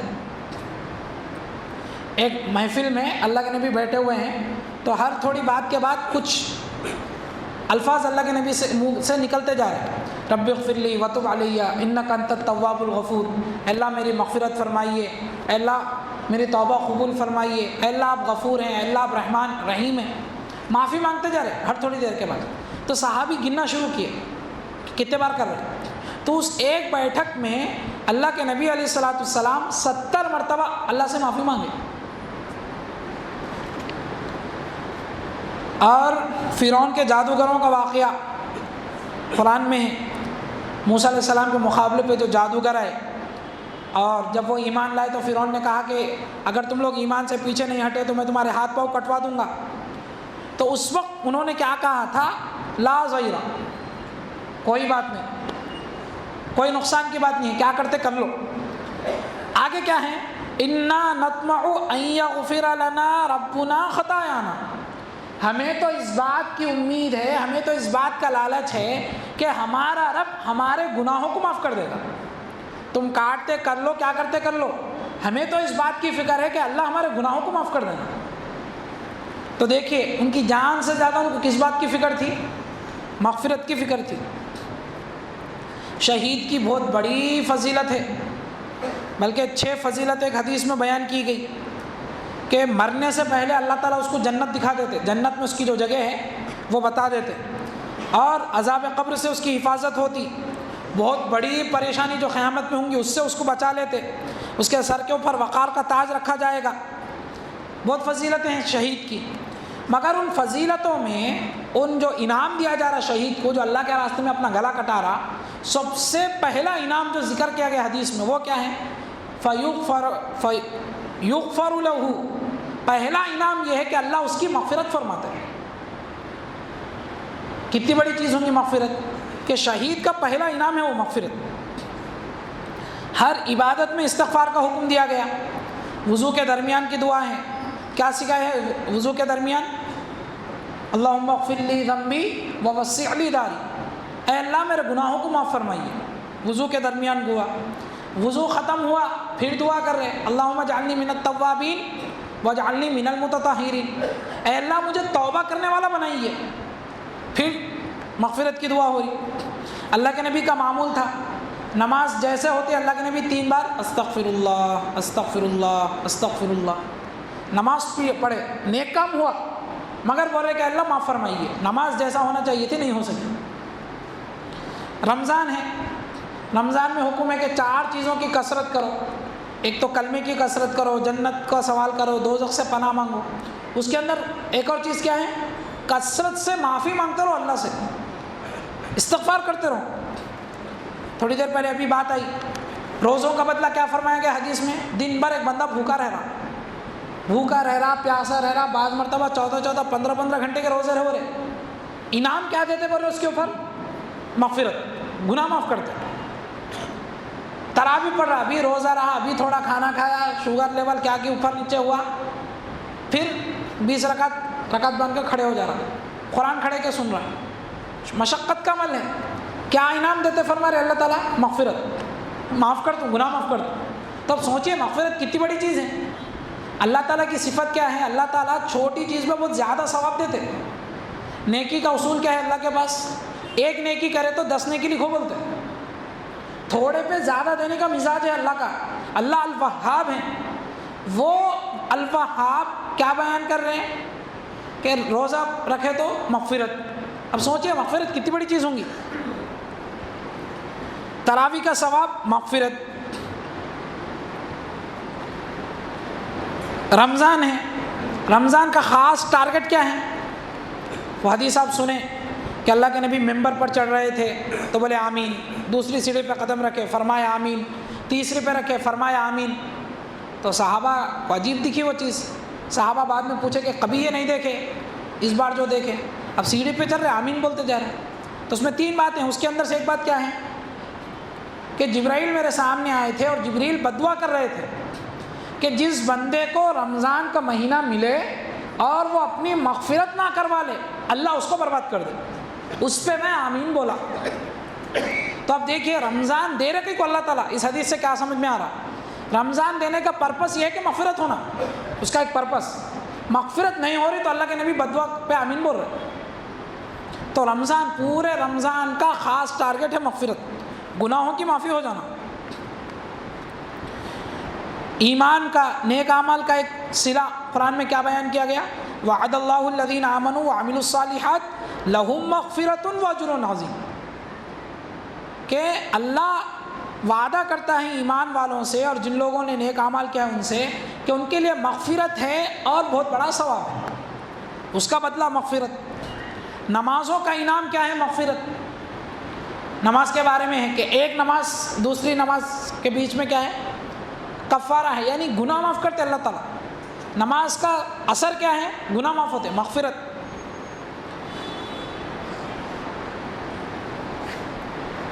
अल्लाह की रहमत क्या है साहब? बहाने ढूंढती। अल्लाह ताला के जो नाम हैं, अल्लाह के नामों में से जो 2 नाम पूरे कुरान में बार बार रिपीट होते, हर सूरे के शुरू में रिपीट होते, क्या है वो नाम? अर्रहमान अर्रहीम। रहमान रहीम 2 भी रहमत से निकले, मगर थोड़ा फ़र्क है 2 में। रहमान का मतलब क्या है? वो ज़ात जिसकी रहमत आम हो, सब पे हो। बाज़ लोग रहते उनकी रहमत आम, सबके साथ मोहब्बत का मिजाज रहता, मगर हमेशा नहीं रहता, कामिल मोहब्बत नहीं रहती वो। तो अल्लाह ताला दूसरा नाम भी बताया अपना, रहीम, कि अल्लाह की रहमत सब पे भी है और अल्लाह कामिल रहमत वाले हैं, अधूरी रहमत नहीं है अल्लाह के पास, मुकम्मल है। तो एक नाम अल्लाह का रहमान है और एक रहीम है। एक और मतलब भी उलमा बयान किए कि रहमान के अंदर जोश के माने हैं, वो ज़ात जिसकी रहमत पुरजोश हो। बाज़ मरतबा क्या रहता, अचानक जोश में आके अचानक ठंडे हो जाते, तो बोल रहे नहीं, रहीम भी है अल्लाह ताला। अल्लाह की रहमत जोश में भी रहती, अल्लाह की रहमत कंटिन्यूस भी रहती। फिर अल्लाह के नामों में से एक नाम क्या है? अत्तवाब है अल्लाह ताला, बहुत ज़्यादा गुनाहों को माफ़ करते, बार बार तौबा कबूल करते।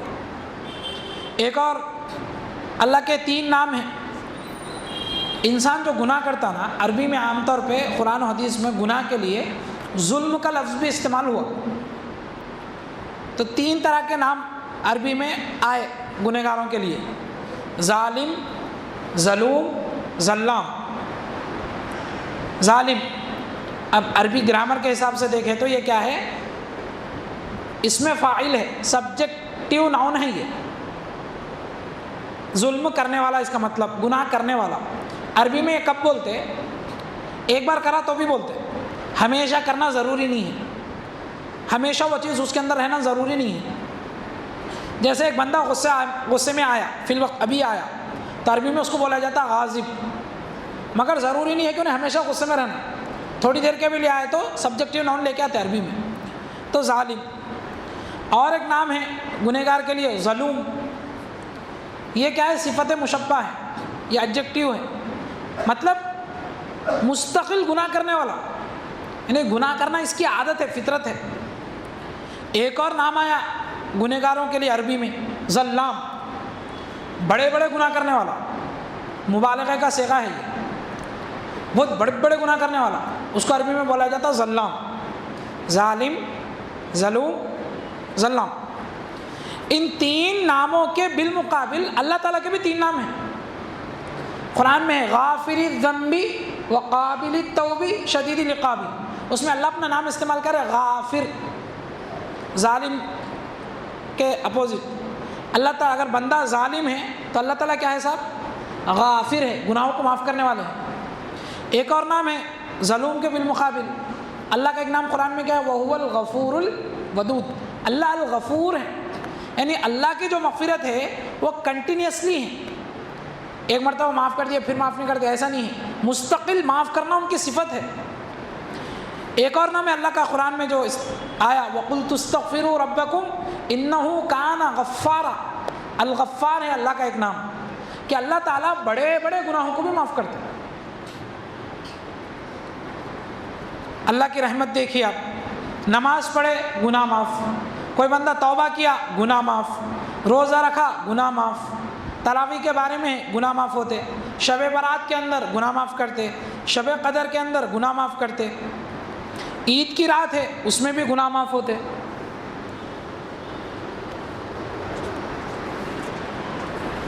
عیدگاہ ہے، عیدگاہ سے لوٹتے وقت حدیث کے اندر ہے گناہ معاف ہوتے۔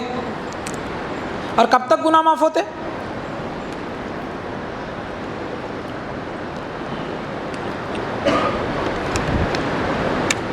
موت سے پہلے پہلے تک گناہ معاف ہوتے۔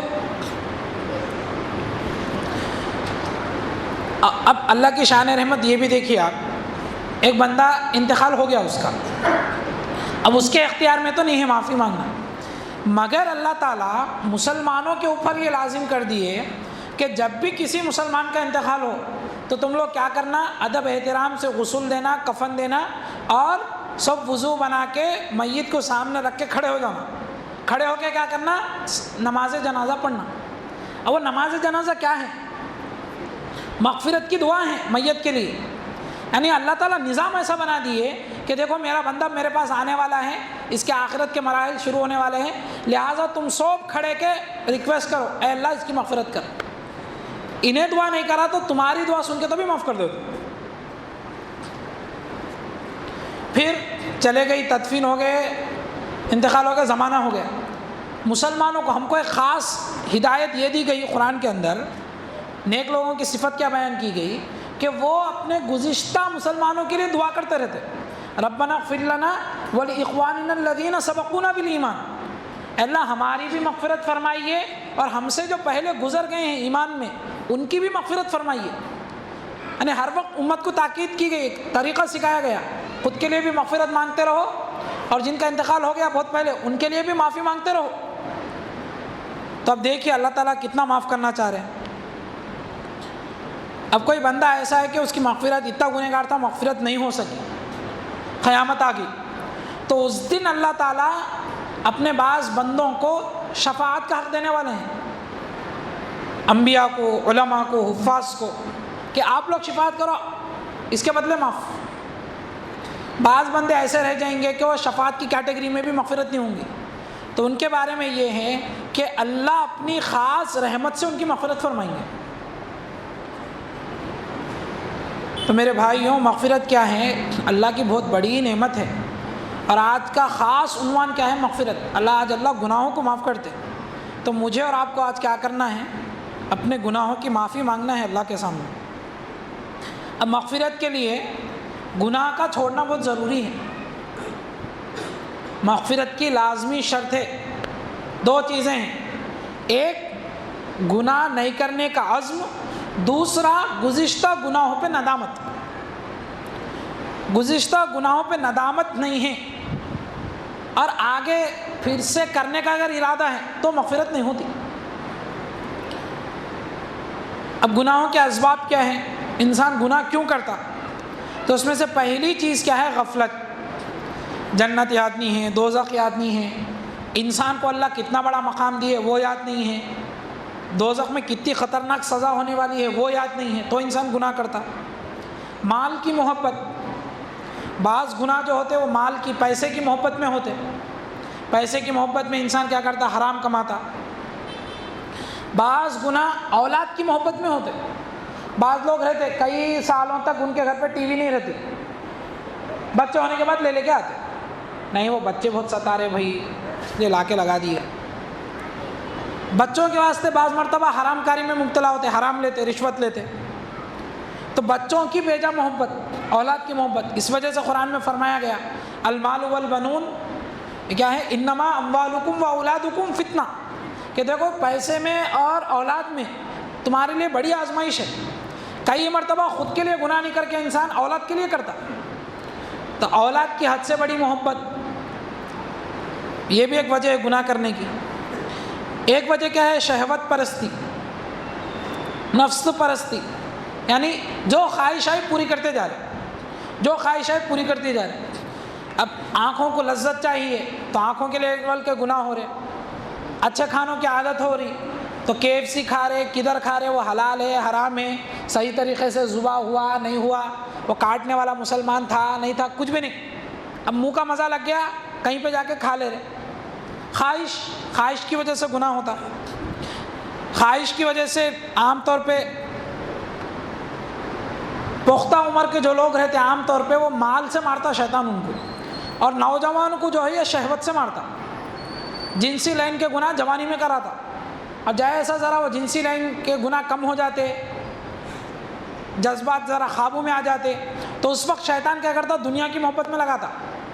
اس وقت ایسا دکھتا رہتا کہ اب میرے اندر کے گندی خواہشات ختم ہو گئے، جیسا دکھ رہا میں نیکت بن جا رہا ہوں بول کے دکھتا. مگر اس وقت شیطان کیا کرتا؟ دنیا کی حد سے بڑی محبت میں لگا دیتا. تو شہوت جو دل میں آیا کرتے جا رہے وہ بھی گناہ کی ایک وجہ رہتی. ایک گناہ کی وجہ کیا ہے؟ گناہ کو گناہ نہیں سمجھنا. گناہ ہے اس کو گناہ نہیں سمجھ رہے، اچھے اچھے لوگ میں مبتلا رہتے. اور بعض مرتبہ کیا ہوتا؟ کوئی گناہ بار بار کرنے سے اس کی کراہت دل سے نکل جاتی. اس کے ایک مثال اگر سمجھنے کے لیے، غیبت، کسی کے پیٹھ پیچھے کسی کی برائی کرنا یہ غیبت ہے. مگر میں اپنا جائزہ لوں، اپنا جائزہ لیجئے، آج کل ہم اس کو برائی سمجھنا چھوڑ دیے. حالانکہ غیبت کے بارے میں حدیث میں کیا ہے؟ الغیبت اشد من الزنا، یہ بدکاری سے، زنا سے بدتر گناہ ہے. مگر یہ غیبت کو ہم گناہ سمجھنا چھوڑ دیے. اور قرآن میں کیا کہا گیا؟ اس کو مردار بھائی کا گوشت کھانے سے تعبیر کرے اللہ تعالیٰ. مگر اب یہ دیکھیے سوسائٹی آج کل، اس کو سوسائٹی چھوڑیے، میں اور آپ اس کو گناہ سمجھنا چھوڑ دیے. تو کئی مرتبہ بار بار ایک گناہ ہونے سے وہ گناہ کی کراہت دل سے نکل جاتی، گندی چیز سمجھنا چھوڑ دیتا انسان. اور کئی مرتبہ گناہ کو گناہ نہیں سمجھتے رہتے تو وہ گناہ ہوتے رہتا. اب بعض عورتوں کے اوپر ماڈرنزم کا ایسا غلبہ ہوتا، وہ پردہ نہیں کرنے کو گناہ نہیں سمجھتے رہتے. کیا ہوتا؟ اتنا تو چل جاتا، اصل پردہ دل میں رہنا، اس کو گناہ سمجھنا چھوڑ دیے. ٹخنے سے نیچے پائجامہ لٹکانا، حدیث میں سختی سے منع کیا گیا کہ ٹخنے کے نیچے کپڑے کا جو حصہ ہوگا وہ جہنم میں ہوگا. مگر عام طور پہ ٹخنے کے نیچے مسجد کو آئے تو ذرا موڑ لیتے بعض لوگ نماز میں بھی نہیں موڑتے. حالانکہ وہ شدید گناہ کی بات آئی حدیث کے اندر. وہی اگر نیا ٹرینڈ اگر نکل گیا، پنڈلی تک اگر پہننے کا نکل گیا تو وہ پہن کے پھر رہے، شارٹس کے نام سے گھٹنوں تک پہن کے پھر رہے. مگر ٹکنا کھلا رکھو بولے تو شرم آ رہی. تو عجیب نفسیات سے کھیلتا ہے انسان، شیطان. تو گناہ کی ایک وجہ کیا ہے؟ انسان گناہ کو گناہ نہیں سمجھتا. ایک وجہ یہ رہتی گناہ کرنے کی، ایک سائیکالوجیکل اس کے پیچھے کی وجہ، نفسیاتی وجہ.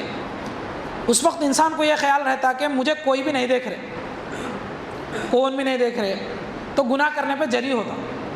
تو قرآن میں، حدیث میں یہ توجہ دلائی گئی کہ دیکھو یہ نہ کو سمجھو تمہارے کو کوئی بھی نہیں دیکھ رہے، 4 گواہ تمہارے خلاف بن رہے.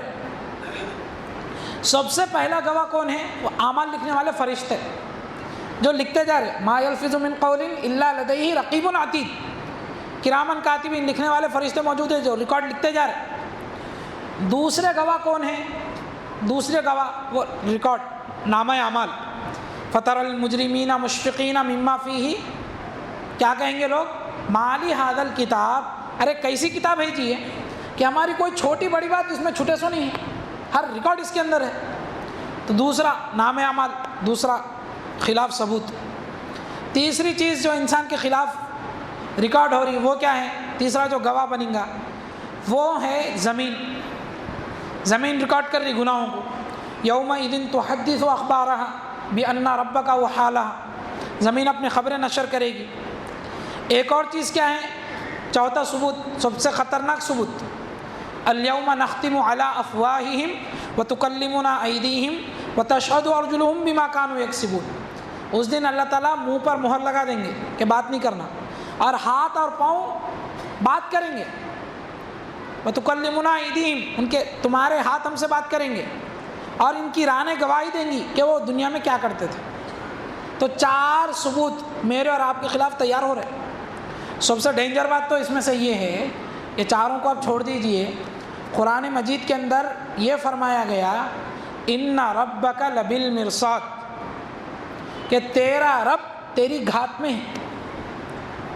گھات لگانا کس کو بولتے ہیں؟ عربی میں شکار کرنے سے پہلے جو توجہ سے کسی چیز کو دیکھا جاتا، یا بچے جو ہے وہ گوٹی کا گیم کھیلتے ہیں تو نشانہ بنانے سے پہلے کیا کرتے؟ ایک آنکھ بند کر کے پوری توجہ سے نشانے کو دیکھتے، اس طریقے سے دیکھنے کو عربی میں مرصاد بولتے ہیں۔ تو کیا کہا جا رہا؟ یہ چاروں کو چھوڑ دو آپ، سب سے ڈینجر سچویشن یہ ہے کہ اللہ تعالیٰ تمہارے کو دیکھ رہے اس حالت میں۔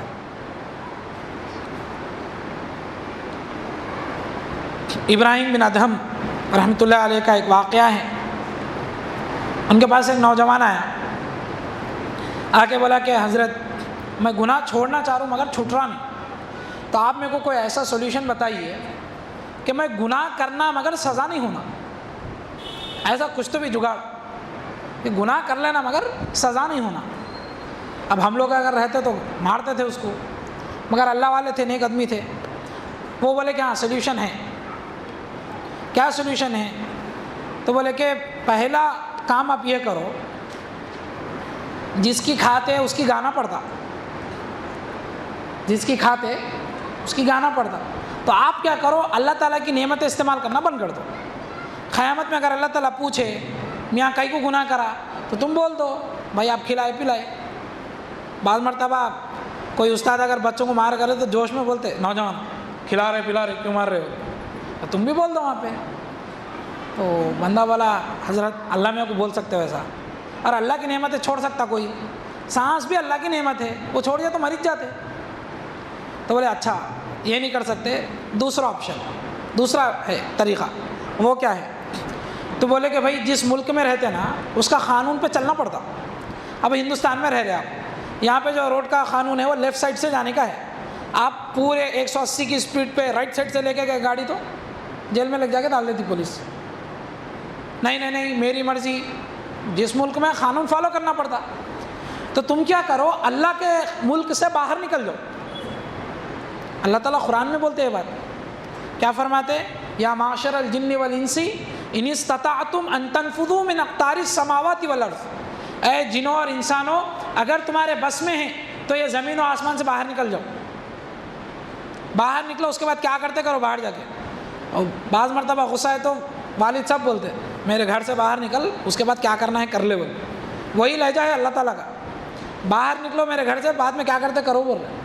تو ابراہیم ادہم بولے کہ بھائی اللہ کے ملک سے باہر نکل جاؤ، پھر تمہاری مرضی کیا کرتے کرو۔ اللہ تعالیٰ پوچھے تو بول دو بھائی آپ کی کنٹری میں رہ رہا تھا کیا، بولو۔ بولے کہ حضرت کیسا جا سکتے ہیں، کائنات سے باہر نکل سکتا ہے انسان۔ تو بولے کہ جان دے چھوڑو، تمہارے واسطے تیسرا سولوشن، تیسرا آپشن، وہ کیا ہے؟ تو بولے کہ دیکھو سزا کب ہوتی، تم اللہ کے یا فرشتوں کی نظر میں آ گئے تو گناہ ریکارڈ ہوتا ہو، تم کیا کرو ایسی جگہ پہ جا کے گناہ کرو نہ اللہ دیکھنا نہ فرشتے دیکھنا۔ انہوں نے بولا حضرت وہ کیسا ہوں گا؟ تو بولے کہ چلو تیرے واسطے چوتھا سولوشن بھی ہے، وہ کیا ہے؟ تو بولے کہ دیکھو بغیر توبہ کے مرے تو سزا ہوتی، تم کیا کرو، اسرائیل علیہ السلام جب آ گئے، ملک الموت جب آ گئے روح نکالنے، تو تم بولو please wait 2 minutes, 2 minute wait کر لیجئے، فوراً نماز کی رکعت باندھو، صلاۃ توبہ پڑھ کے پورے گناہوں کی معافی مانگ لو۔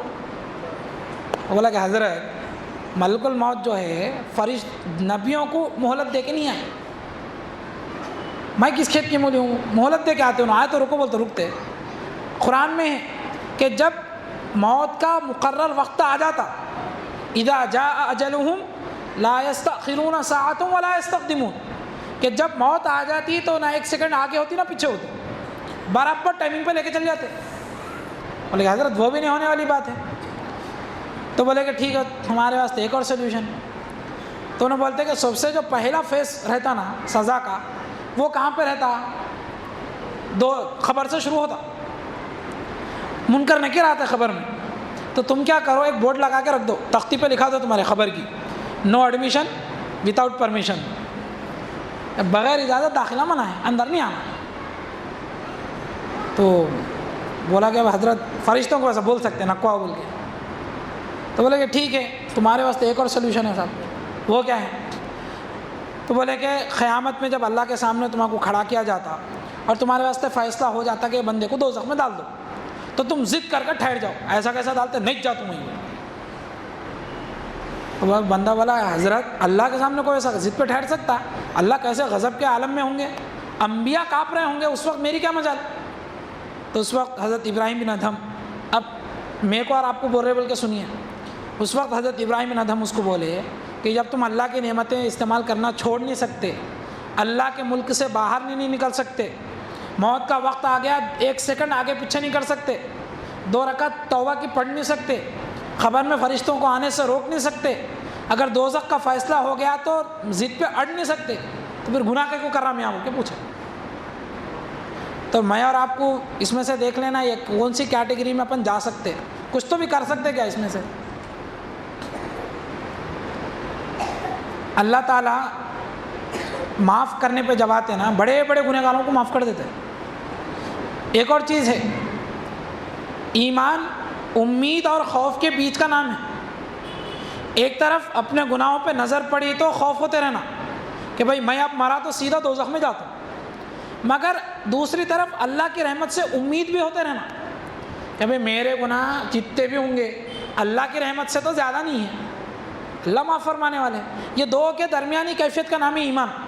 شیطان کیا کرتا، خاص طور سے نوجوانوں کو رحمت کی امید دلا کے بے خوف کرتا، اللہ معاف کرنے والے ہے بول کے گناہ کراتا، بے خوف کرتا، اتنا بے خوف کرتا کہ توہین ہوتے رہتی، بغاوت ہوتے رہتی۔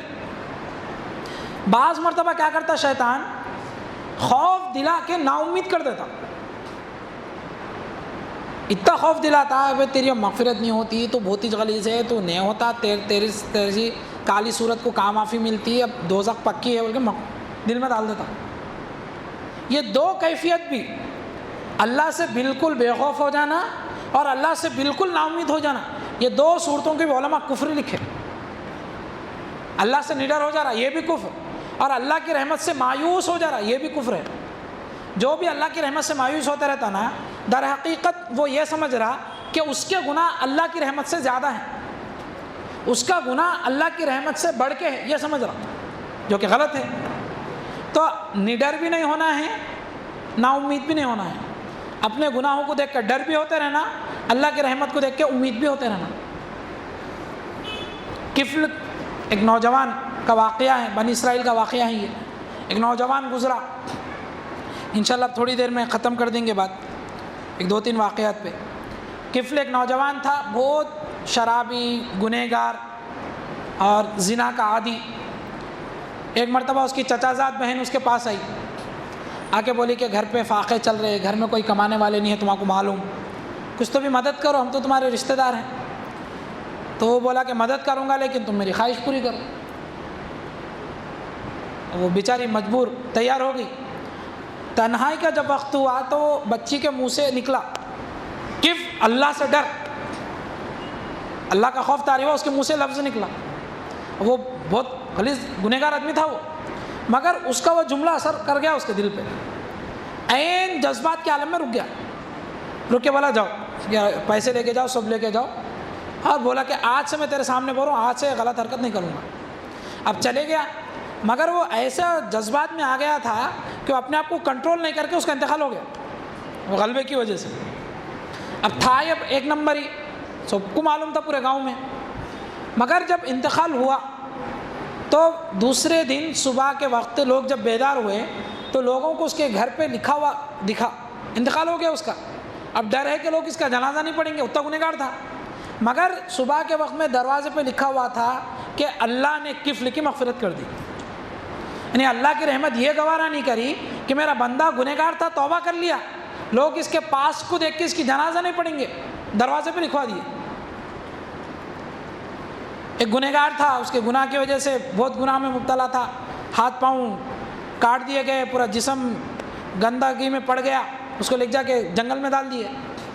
اب اس کے موت کا وقت قریب آیا تو دیکھا آگے بھی کوئی نہیں ہے، پیچھے بھی کوئی نہیں ہے. دل پہ چوٹ لگی کہ پوری دنیا میں کو چھوڑ کے چلے گی، بیوی بچے منہ پھیر لیے.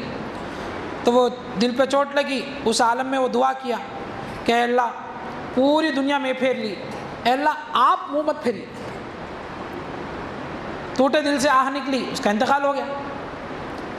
اس وقت کے نبی کو یا ولی کو الہام ہوا یا وحی آئی کہ دیکھو میرا ایک ولی جنگل میں پڑا ہوا ہے، اس کا انتقال ہوا ہے، آپ لوگوں کو لے کے جا کے نماز جنازہ پڑھیے. ایک واقعہ ہے، حسن بصری، امام حسن بصری بہت بڑے عالم گزرے ہیں، بہت بڑے تابعی ہیں، کئی صحابہ کے شاگرد ہیں.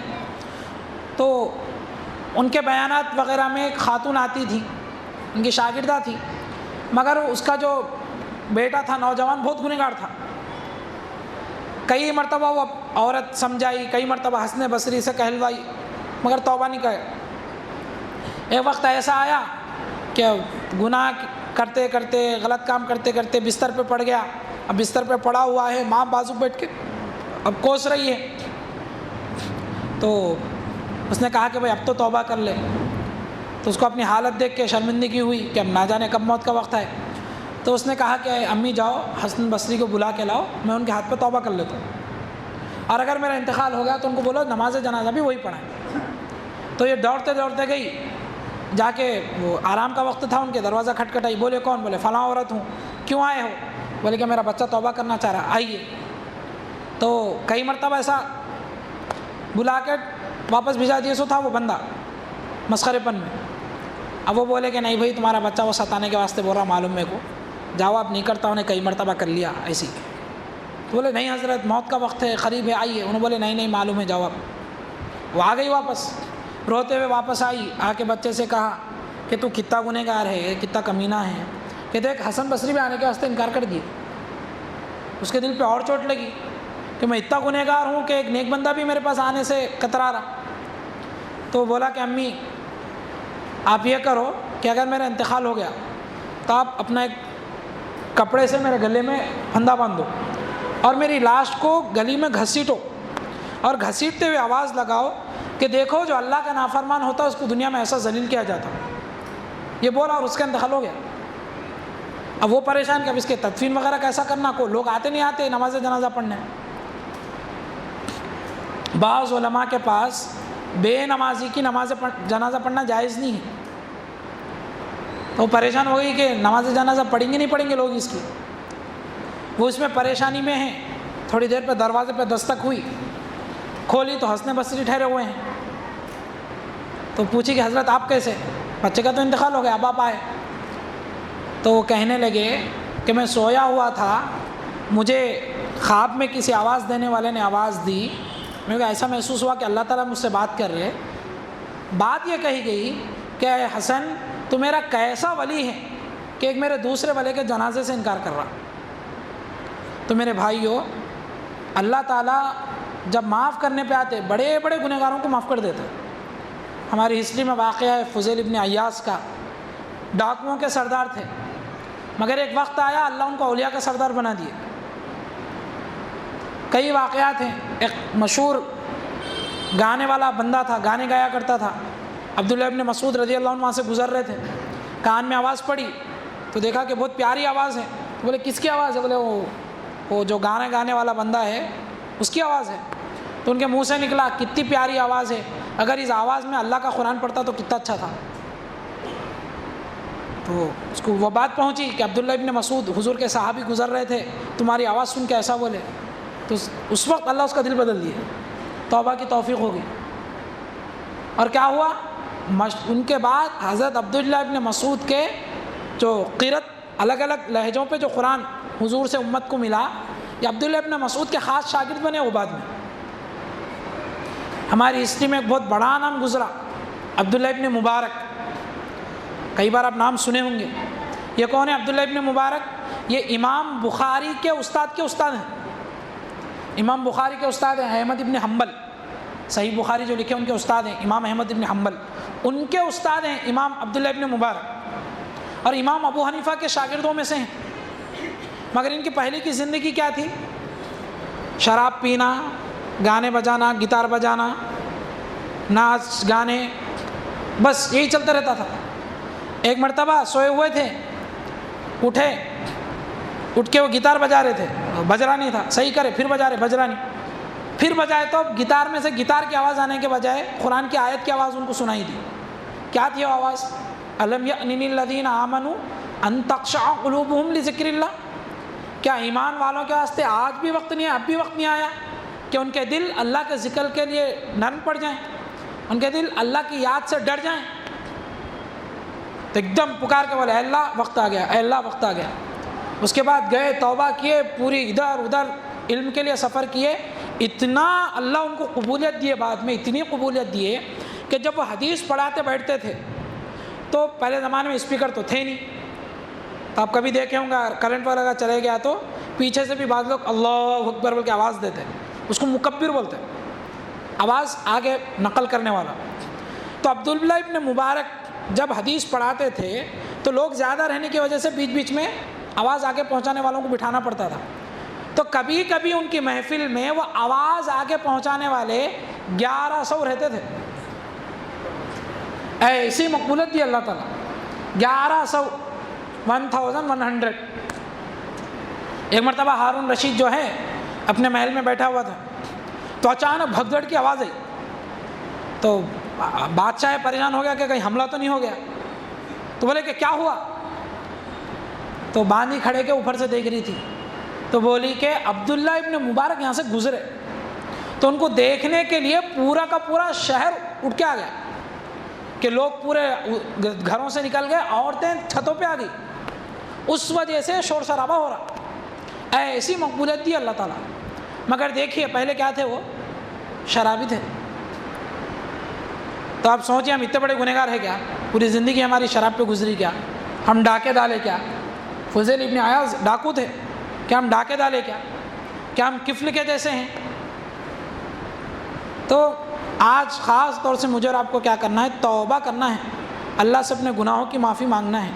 اللہ تعالیٰ مجھے اور آپ کو اس رات سے صحیح فائدہ اٹھانے کی توفیق نصیب فرمائے، خاص طور سے اپنے گناہوں کی معافی مانگنے کی توفیق نصیب فرمائے۔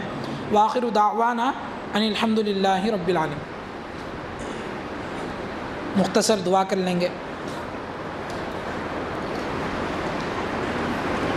دعا سے پہلے تھوڑی دیر اللہ تعالیٰ کی طرف متوجہ ہو جائیں۔ حدیث میں ہے کہ غافل دل کے اللہ تعالیٰ توبہ قبول نہیں کرتے، تو تھوڑی دیر اللہ کی طرف متوجہ ہو جائیں۔ اگر کچھ ذکر کرنا ہے تو 1-2-3 منٹ کر لیں، اس کے بعد انشاءاللہ ہم لوگ دعا کر لیں گے۔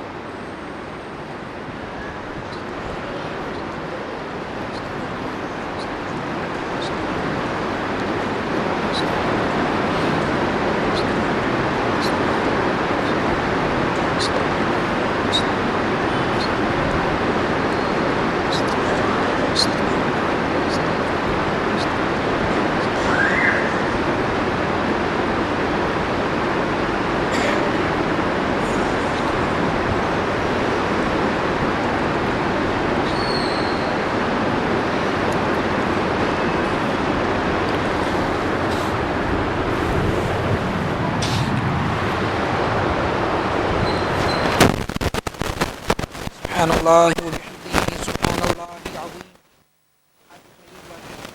سبحان اللہ وبحمدہ، سبحان اللہ العظیم، سبحان اللہ وبحمدہ، عدد خلقہ ورضا نفسه وزنة عرشه ومداد كلماته. ربنا لك الحمد ربنا لك الحمد ربنا لك الحمد كما ينبغي لجلال وجهك وعظيم سلطانك.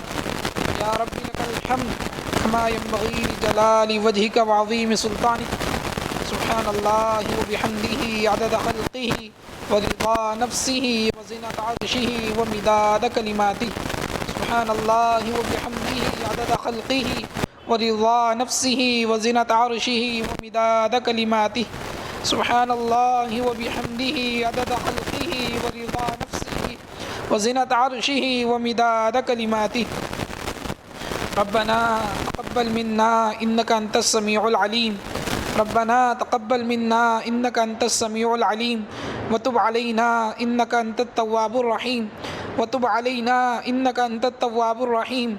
ربنا ظلمنا أنفسنا ربنا ظلمنا أنفسنا ربنا ظلمنا أنفسنا وإن لم تغفر لنا وترحمنا لنكونن من الخاسرين.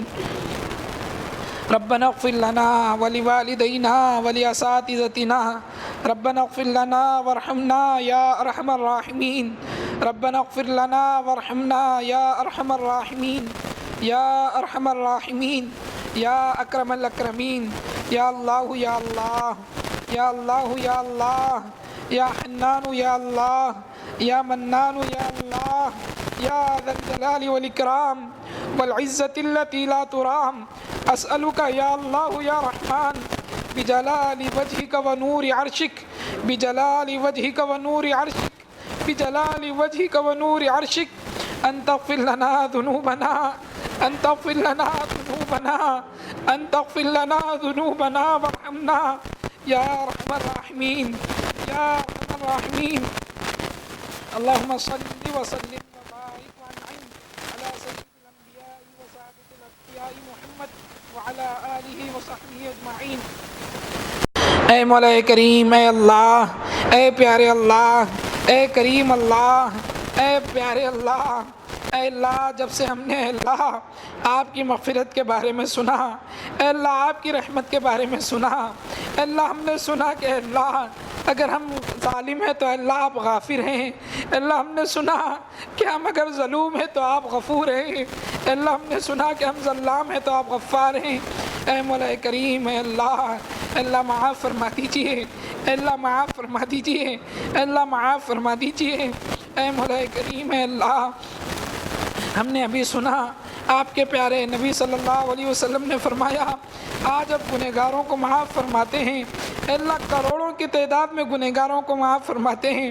اے اللہ آپ کی مغفرت کے اللہ سب سے زیادہ محتاج ہمیں مولا معاف فرما دیجیے. اے اللہ حضور کی پوری امت میں اے اللہ ہم سے بڑا گنہگار کوئی نہیں ہوگا مولا. اے اللہ معاف فرما دیجیے. پیارے اللہ جی معاف فرما دیجیے. پیارے اللہ معاف فرما دیجیے. اے اللہ ہم نے ابھی سنا کہ اللہ شب برات میں اے اللہ آپ گنہگاروں کو معاف فرماتے ہیں. اے اللہ معاف فرما دیجئے. اے اللہ معاف فرما دیجئے. اے اللہ آپ نے اللہ کہا کہ آپ کی طرف سے آواز لگتی ہے کوئی مغفرت چاہنے والا کہ آپ اس کی مغفرت فرمائیں، ہے کوئی سوال کرنے والا کہ اللہ آپ اس کے سوال کو پورا کریں. اے اللہ آپ کے بھکاری مغفرت کی بھیک مانگ رہے ہیں. اے اللہ معاف فرما دیجئے. پیارے اللہ معاف فرما دیجئے. پیارے اللہ معاف فرما دیجئے.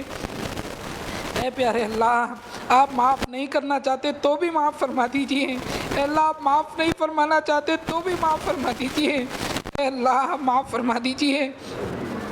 پیارے اللہ معاف فرما دیجئے. اے اللہ اے اللہ اے اللہ آئندہ گناہ نہ کرنے کی توفیق نصیب فرمائیے. اے اللہ اے اللہ اے اللہ رمضان سے پہلے اللہ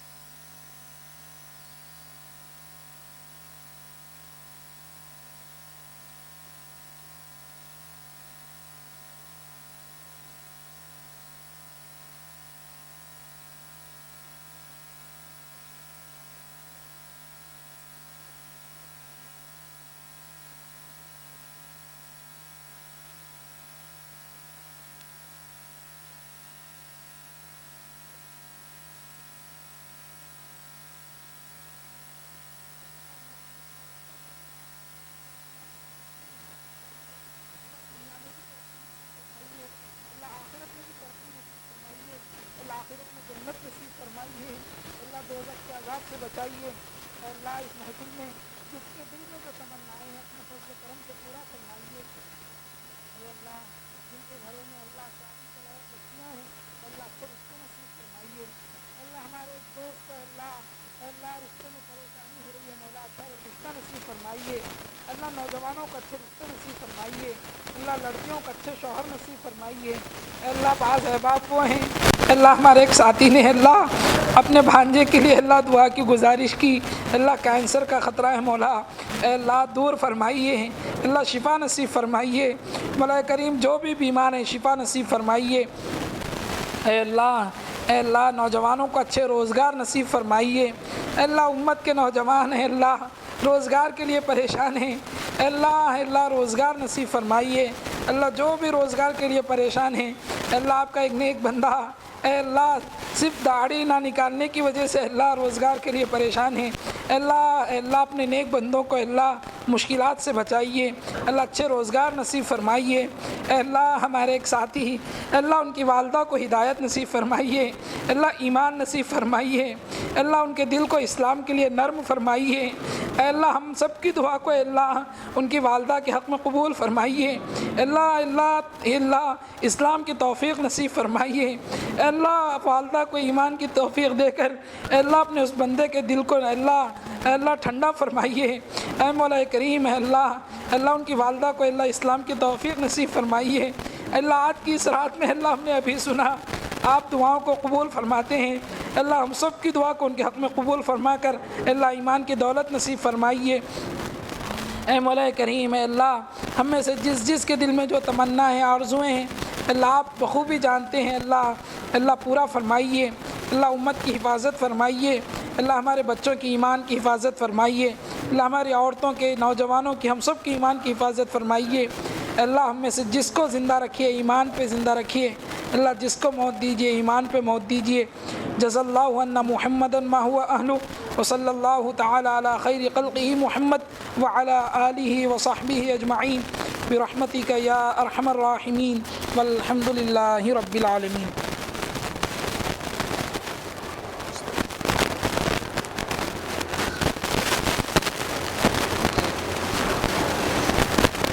بعض احباب نے گزارش کی تھی کہ صلاۃ التسبیح کا طریقہ بتلایا جائے، تو ایک مختصر وقت میں انشاءاللہ میں عرض کر رہا ہوں۔ آسان ہے، کوئی زیادہ مشکل نہیں ہے۔ صلاۃ التسبیح کی نیت سے 4 رکعت نفل کی نیت کرنا ہے، ہر رکعت میں 45 بار سبحان اللہ والحمد للہ ولا الہ الا اللہ واللہ اکبر، کم از کم اتنا پڑھیں تو کافی ہے، مکمل پڑھ لیں تو زیادہ اچھا ہے۔ ثنا کے بعد 15 مرتبہ سورہ فاتحہ سے پہلے، اور ضم سورت کے بعد 10 مرتبہ، رکوع میں 10 مرتبہ، رکوع سے اٹھنے کے بعد 10 مرتبہ، اور سجدے میں 10 مرتبہ، سجدے کے درمیان 10 مرتبہ، اور دوسرے سجدے میں 10 مرتبہ۔